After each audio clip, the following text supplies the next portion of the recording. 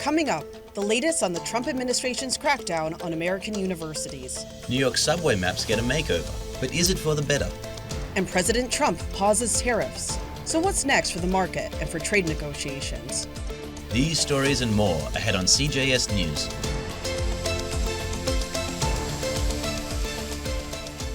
Good afternoon, I'm Christine Stoddard. And I'm Callum Foote. Welcome to CJS News. Another wild day on Wall Street. All major American indexes are down right now. This after markets surged when President Trump announced a 90-day pause on global tariffs, but he is still targeting China specifically. This has been the most volatile stock market since the pandemic.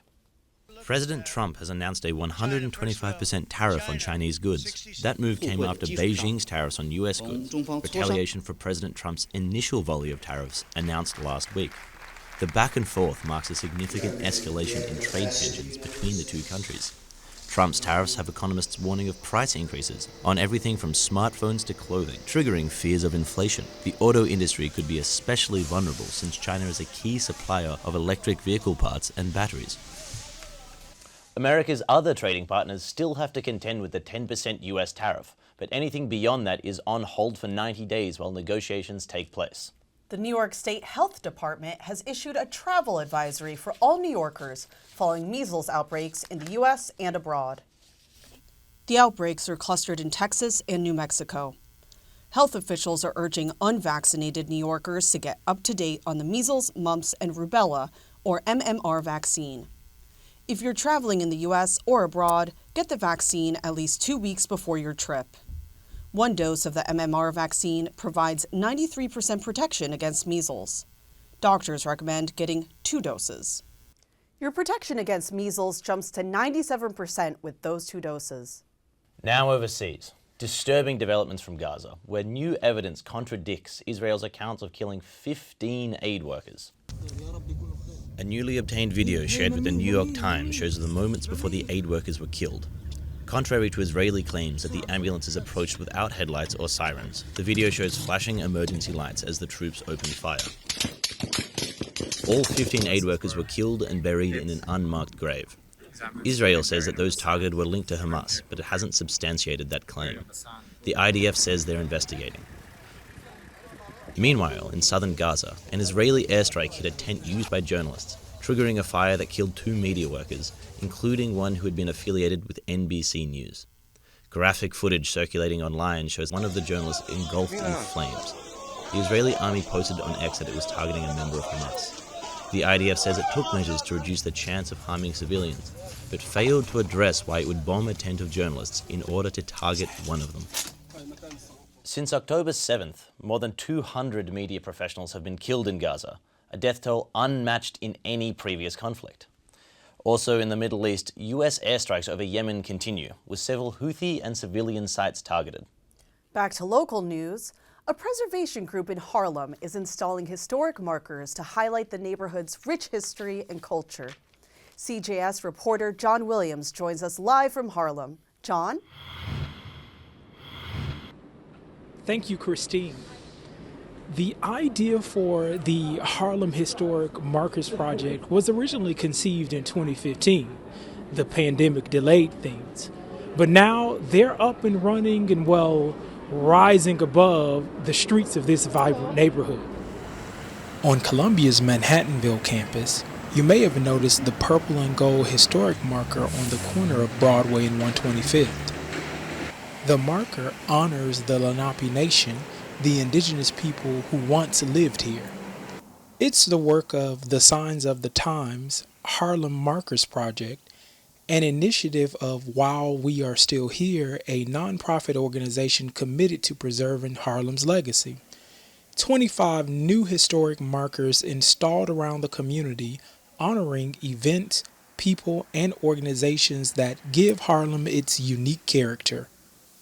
We wanted to make sure that the history of Harlem is publicly unavoidable. People were polled, and asked what organizations, what individuals, what events do you think should be kind of memorialized with a marker? And that was the start of it. From Central Park North to 163rd And Broadway to Malcolm X, the markers stand out and draw attention to the rich Black history and cultural legacy up and down the neighborhood's blocks. Over at the Nelson Mandela marker on the corner of 125th and Adam Clayton Powell, neighbors are taking notice. Nelson Mandela signs, and I take pictures of them every time I see them, and I think it's very important that people need to know where we come from and what's going on in Harlem.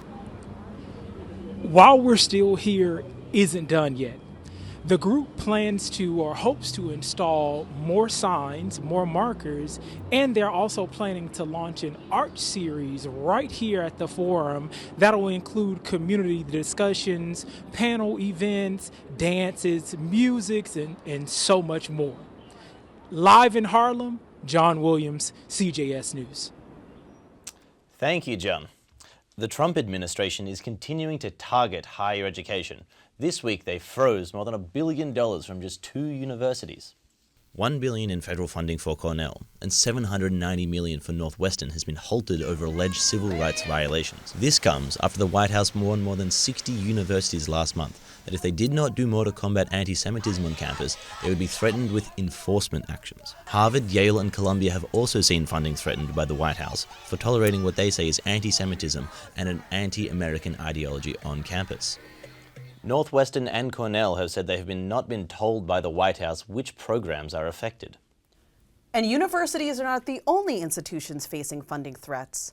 President Trump has suspended a government refugee resettlement program. Now a group of refugee advocates is suing to overturn Trump's executive order. Earlier today, CJS reporter Juliana Giacconi spoke to the group's policy expert. Amir Siddiqui is a policy and legal expert at the International Refugee Assistance Project. Thank you for joining us today, Ms. Siddiqui. So, can you begin by telling me, how does the U.S. Refugee Admissions Program help refugees? Yeah. So resettlement agencies are kind of like the core organizations that help refugees integrate whenever they arrive in the U.S. So this includes like housing placements, job placements, English language instruction, getting like their health care, getting their kids in school, all those things. And how is the elimination of the program affecting cities like New York City, which hosts a large number of refugees? Refugees who are already here and who are relying on resettlement agencies for these services are no longer receiving them. They're kind of just left stranded, they're facing economic insecurity, and some are even facing homelessness. What's the global significance of the Trump administration's crackdown on refugee resettlement? We are the largest country to resettle refugees by far. And so last year, the U.S. saw 100,000 refugees admitted to the U.S. And after that, it was Canada and Germany, which only saw a third of that. So without the U.S. being an active role and a leader in the refugee program globally, we're going to see hundreds of thousands of vulnerable people around the world without a pathway to safety. Juliana, where does the program stand? For now, a judge has reinstated part of the refugee program, but for the most part, it remains suspended. Thanks, Juliana. We now want to introduce you to a new segment of our show called The Talk of the Timeline. Here we feature one of our scroll-stopping social media stories. And in bad news for matcha drinkers. Fans of the bright green superfood from Japan may have to find a new beverage of choice as cafes brace for a shortage. Our reporter Yumna Sukar has the latest. If you've spent any time on the internet lately, you've probably heard of matcha. Do you want to go grab matcha? Today, I'm going to walk you through how to make a matcha latte. Today, I'm going to show you the top 5 matcha brands you should try. And for many, drinking it is part of their morning ritual, me included. But news of a recent shortage means that you may have to swap this for something else. Here's everything you need to know. Over the last few years, the world has harbored a growing taste for matcha. Between 2010 and 2023, demand for the tea has more than tripled, according to Japan's Ministry of Agriculture.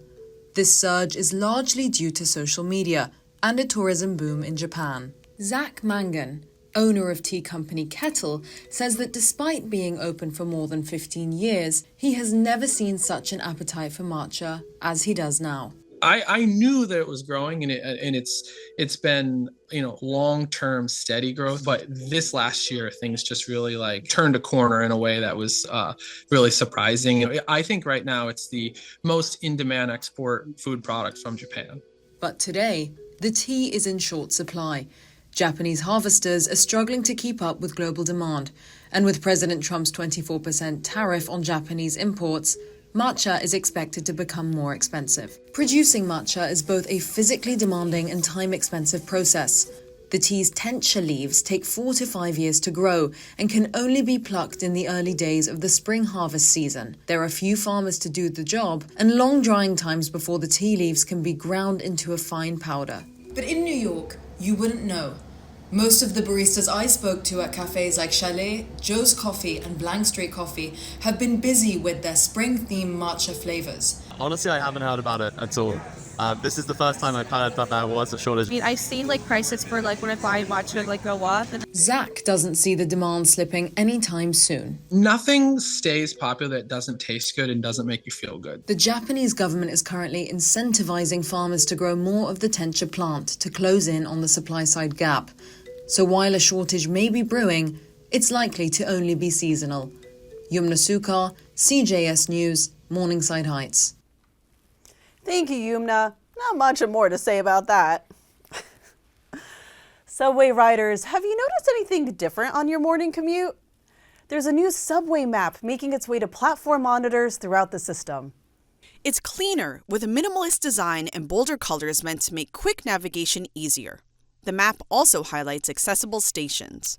The map is actually a throwback to a design originally unveiled by the MTA in 1972. The updated version features more legible text, with 1 line for most station names instead of 2. It also features straight lines that are more natural for the eye to follow.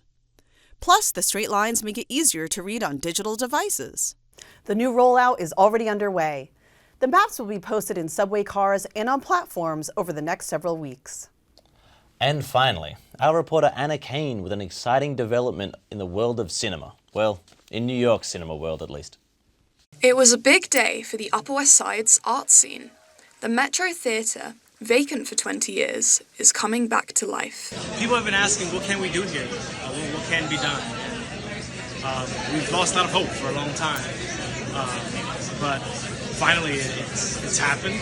The acquisition is here, which means now it's in the hands of a nonprofit. The Upper West Side Cinema Centre purchased the building with help from private foundations and people in the neighbourhood, along with $4 million in state grants. Locals like Taylor Pardee heard the news about the Metro and came out to see the announcement. It was great that there were so many people and great that they had so much of the whole spectrum of community support. You know, the congressman was there, my neighbors were there. Now that the non-profit owns the Metro, they'll begin fundraising to transform it into a theatre with 5 screens, with one doubling up as an education centre and a cafe. Co-founder Ira Deutschman says he has high hopes the doors will open in the not-too-distant future. I'm hoping that we can get it open within 3 years.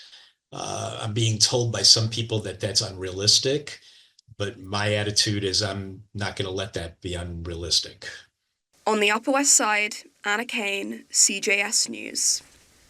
Wow, I love the Art Deco architecture. I know, I can't wait to see it. We'll see if they can get that thing open in 3 years, though. Thank you so much for joining us for today's CJS News Brief. I'm Christine Stoddard. And I'm Callum Foote. We'll see you next time. Have a good afternoon.